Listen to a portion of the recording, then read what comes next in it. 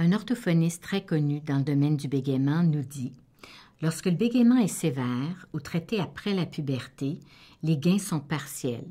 Les personnes devront apprendre à parler plus lentement, à bégayer avec moins de tension et d'effort et être moins préoccupées par leurs problèmes. » Le premier but en thérapie est d'instaurer la fluidité. L'orthophoniste va aider la personne à comprendre son problème de bégaiement, à identifier ses moments de bégaiement et à les reconnaître. Elle va dans un deuxième temps lui donner des stratégies qui sont adaptées à sa façon de parler pour l'aider à sortir les mots de façon plus fluide. Par exemple, une personne qui bloque comme ça va apprendre comment sortir l'air un peu plus facilement, amorcer ce son-là de façon plus douce pour être plus fluide. À d'autres moments, ça peut être nécessaire de ralentir le débit, de demander à la personne de parler plus lentement, avec un petit peu plus d'aisance, un petit peu plus d'air, pour arriver à être fluide. Il y a des moments en thérapie où la parole est exagérée et c'est normal. Le but, c'est d'arriver à changer la façon dont les muscles se préparent pour parler, pour arriver à parler autrement.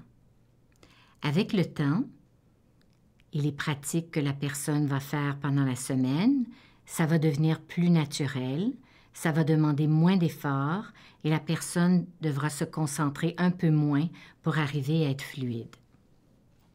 Le rôle de l'orthophoniste est d'agir un peu comme un entraîneur qui va aider la personne à persister dans ses efforts, à l'encourager à mettre en pratique cette nouvelle façon de parler et à l'accompagner tout le long de ce processus d'acquisition de sa fluidité.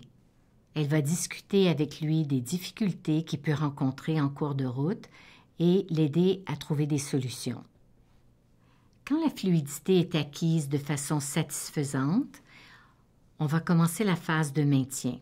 Pendant cette phase-là, les rendez-vous sont plus espacés. On va voir la personne aux 2 semaines, aux 3 semaines, une fois par mois, etc. Et on peut suivre la personne pendant environ 6 mois à 1 an. Cette phase-là est importante parce qu'on sait que le bégaiement est sujet aux rechutes et particulièrement chez l'adulte. Après la fin de la thérapie, il y a des rechutes qui deviennent possibles, surtout parce que la personne relâche les contrôles, pense moins à sa façon de parler et le bégaiement peut revenir. Souvent, les personnes qui ont eu ce problème-là réalisent qu'ils doivent passer à travers quelques phases de thérapie dans leur vie avant d'acquérir une fluidité qui leur est satisfaisante. La plupart des gens qui bégayent vont nous dire qu'ils doivent investir énormément pour arriver à changer leurs paroles, mais tous sont très contents d'avoir donné ce temps-là pour acquérir une plus grande fluidité.